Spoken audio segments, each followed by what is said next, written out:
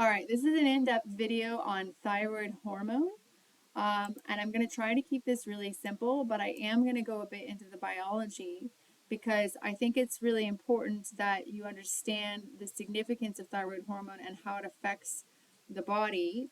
And in my studies and research and training, I have not found that there's a lot of information readily available to people on this. So I'm going to go a little bit deep here, but I'm going to try to keep it really simple so that you can understand it without getting too much into the technical. So the thyroid is a gland, a little butterfly-shaped gland that sits right about here in your throat. It is right behind the Adam's apple. And this thyroid, this gland, is responsible for producing what's called thyroid hormone, or T3 or T4, as you've probably heard or may have heard. There's another hormone involved in thyroid production called TSH. And essentially, TSH is thyroid stimulating hormone, and it is produced by the hypothalamus. And the hypothalamus sends TSH to the thyroid to tell it to produce more thyroid hormone or reduces the TSH, sends less basically, to reduce the production of thyroid hormone. So essentially the thyroid is controlled by the brain and its production is dictated by the brain, and it in turn generates more thyroid hormone for the body.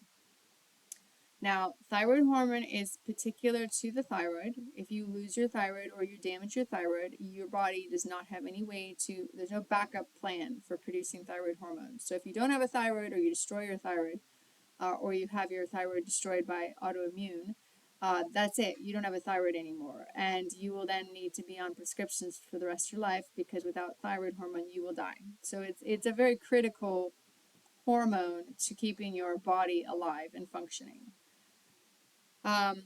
Thyroid stimulating hormone sends messages, like I said, to the thyroid, and it's based on a feedback system. So the body gives the hypothalamus feedback. Okay, hey, we're short on thyroid hormone down here. Please send more. And in turn, the brain turns around and tells the thyroid, okay, send more thyroid to the troops, guys. In a nutshell.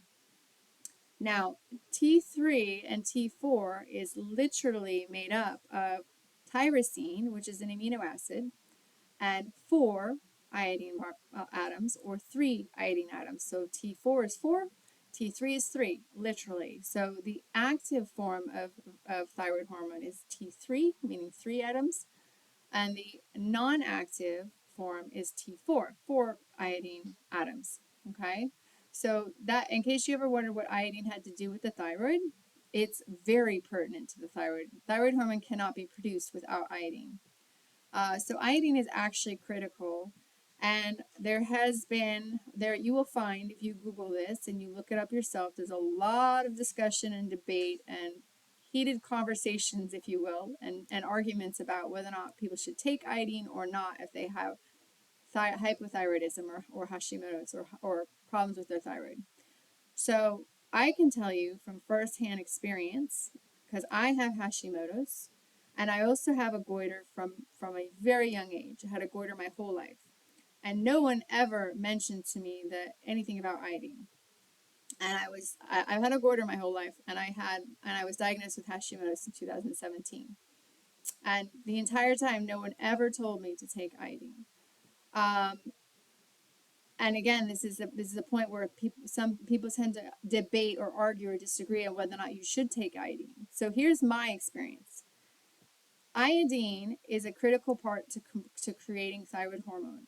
If your autoimmune antibodies are very elevated, and I will explain what that is, but if you're autoimmune, an attack on your thyroid, your self-attack, if your immune system is heavily attacking your thyroid and they're very elevated and you take iodine, well, the attack is directed at the thyroid and the hormones being produced by the thyroid and the enzymes being produced by the thyroid. And more iodine in that situation can exacerbate the problem because you're increasing production of that hormone. And if that enzyme process increases, that means more enzymes occurring, which means more potential for attack. Does that make sense? But at the same time, I want to give you my personal experience. I megadosed on iodine very safely for months, and I still to this day take relatively high doses of iodine. And when I megadosed on it, there's one critical part of that, which is that I had gotten my antibodies below, like way, way down. So they were very elevated, and I got them down to about 300, which was still elevated, but way lower than they were because they were over 1,000 when I was in full blown attack on my thyroid. So I got them way down before I ever started megadosing on iodine. And in my situation, I megadosed for a month and a half, almost 2 months. And then 2 months actually, from April to June. So from the beginning of April to mid June, I was megadosing, and I'm talking 50 milligrams of iodine. Okay, it was a megadose. I'm sharing my story. It's my personal story. This is not medical advice, but my story. I got my antibodies down, and then I megadose, and I tested my antibodies before and after, and it made absolutely zero effect. Nothing changed on my antibodies. It did not increase the attack on my thyroid whatsoever. So in that situation where my antibodies had already gotten down, I'd already gotten on a new diet, I'd already removed things that were increasing my antibodies, etc. Then I megadose, and my thyroid levels actually improved massively. Now, I didn't stay on high doses for long term, but that was just because I needed it very badly. My iodine levels were very low, and my thyroid was really struggling because it did not have enough iodine. Um, so that's my story. Now, I do recommend you absolutely work with a trained practitioner if you're going to mess around with iodine, especially on megadosing, because in some situations it absolutely can make things worse. If you're hyperthyroid, meaning too much thyroid, do not megadose on iodine. It's very dangerous because it will increase production of thyroid hormone, and when you're hyperthyroid, you already have too much. So just a caveat, and again, this is not medical advice. You must consult and work with someone trained in this area. So just take that for what it is. I'm just sharing my personal reality and story and my subjective experience with iodine. Iodine is not dangerous, and in fact is vital if your body doesn't get enough from your diet, and most of us don't get enough iodine. So most people do need iodine. But you do have to be aware of how much inflammation is going on with your thyroid before you go up on your doses of iodine. But it is actually quite safe to take high doses in certain circumstances and when you are well aware of what you are doing. So that is essentially the thyroid hormone itself, T4, T3. Most of what your thyroid produces is T4. It does produce some T3. And then from there, when it goes into the bloodstream and stuff, your liver actually converts most of the T4 to T3. So the inactive form of T4 then gets converted for use by your cells between your liver and also within the cells. It isn't just the liver, but a lot of it, a majority of it gets converted by the liver. And then the cells do conversion as well. And by conversion, they take off an iodine atom and make it T3, and then they can use it. So think of think of T4 as kind of the storage, if you will, of thyroid. And T4 is the storage, T3 is the active. So T4 can't be used until it's converted to usage, and T3 can be used right away in metabolic processes. Okay, good. So then there's another hormone in this whole mixed bag called reverse T3. You might have heard of this. Essentially, reverse T3 is not produced by the thyroid. It is actually produced on kind of a more cellular level between the liver and the cells, and based on hormone signals, etc. And it essentially can block the receptors for T3, meaning active T3, and it makes it so the active T3 cannot communicate to the cells. And it's almost like a safety mechanism. So T3 is basically telling the cells to produce. So more T3 means more production, and less T3 means less production, if you will. And reverse T3 blocking that receptor blocks the message to get into production or increase production. And this occurs primarily due to high levels of stress. So it's almost like the body's getting the signal to increase production, ramp it up, and the cells saying, no, no, no, back off, wait a minute, I'm inflamed, I'm stressed, I can't deal with this right now. That's my take on it. But essentially, T3 interrupts that receptor so that you can have hypothyroid symptoms, even though your thyroid levels are actually basically okay. And it's just because the receptors are being blocked. So, in that scenario where your thyroid levels are okay, but you still have hypothyroid symptoms, you can check to see if your reverse T3 is potentially high, which means those receptors are blocked, which means you have inflammation, high cortisol. There's something else going on. Your body's stress.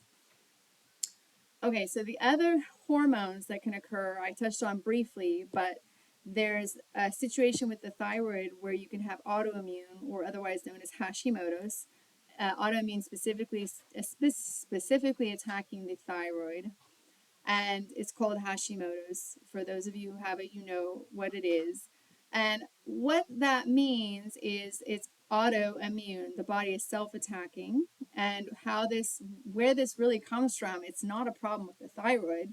The thyroid is fine. What's wrong is that you have a gut problem. You have toxic burden. You have inflammation going on, and at some point your immune system sent out all antibodies, which are essentially little tags that tagged the enzymes or the storage proteins in your thyroid as bad guys, and basically red flagged them and said, hey, immune system, this guy's a bad guy, take him out, please deal with him. That's kind of what an antibody is. It works as a tag on something. So it's an identifier put on something in your body that your immune system deems as not good, shouldn't be there, or an enemy, and then signals the immune system to take it out or deal with it. So it's obviously a problem for your immune system to be tagging your enzymes or your proteins in your thyroid to be attacked, but that is autoimmune. And from my understanding and looking very deep into this and trying to really understand how this could occur, the long and the short of it is no one knows for sure what is going on or why the body will start attacking itself. But one thing we do know, or that does seem to be strongly inclinated or implied in it, is leaky gut syndrome, where you actually have proteins entering the body that shouldn't be getting through because the junctions in your stomach and the microbiome and everything in your stomach is out of your stomach and intestines, I should say. There's a imbalance and there's a problem with the gateway between your digestion and your bloodstream. So proteins are getting into your body that are not supposed to be there. The immune system flags them as problematic, and these proteins in some cases look similar to your thyroid or in rheumatoid arthritis. They look similar to the fluids in your joints, etc. So in whatever, depending on the protein and the situation, the immune system tags this protein and it looks similar to your thyroid, and therefore the body sort of A equals A and starts attacking the thyroid. Gluten, proteins, and dairy proteins, for example, can confuse the immune system in relation to the thyroid. So those are two big players in autoimmune thyroid problems, i.e. gluten and dairy, grains, corn, soy. These can all be associated with autoimmune triggers on your thyroid because of the protein structures and stuff, and the body being confused about this. Some other things, and I won't get into the woods on diet in this video, but some other things that are definitely for autoimmune situations a problem is seed oils, vegetable oils, processed foods, sugars, alcohol, anything that throws your gut and your digestive system into imbalance and continues this situation of leaky gut and poor digestion and stuff and inflammation in your body. That is all going to contribute to keeping your antibodies high. Same thing with stress. Same thing with toxic metals. Another factor to all this is there can be certain genes that give you an inclination or give someone an inclination to get autoimmune in certain areas, because some people get autoimmune tends to manifest in different ways. So there's a gene component too.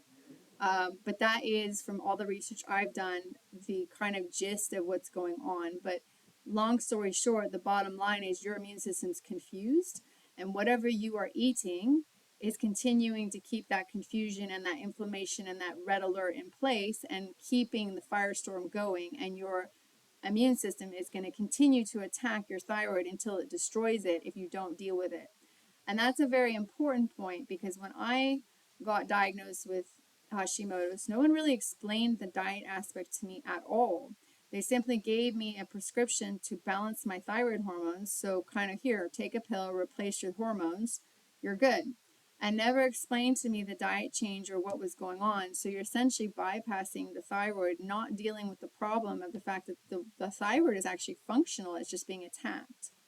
So you're not only going to put the thyroid out of commission by taking this hormone, because eventually if you keep replacing the hormone with something else, the thyroid will stop producing thyroid hormone. And on top of it, you're not dealing with the attack on the thyroid, which means it's going to eventually be destroyed completely and won't be able to produce at all. So it's a double problem, if you will. And it's a really big problem, in my opinion, with medical. Like, it's not addressing the root cause to just have you take a pill and replace your thyroid, because you're not handling the attack on your thyroid, if that makes sense. And eventually you will lose your thyroid.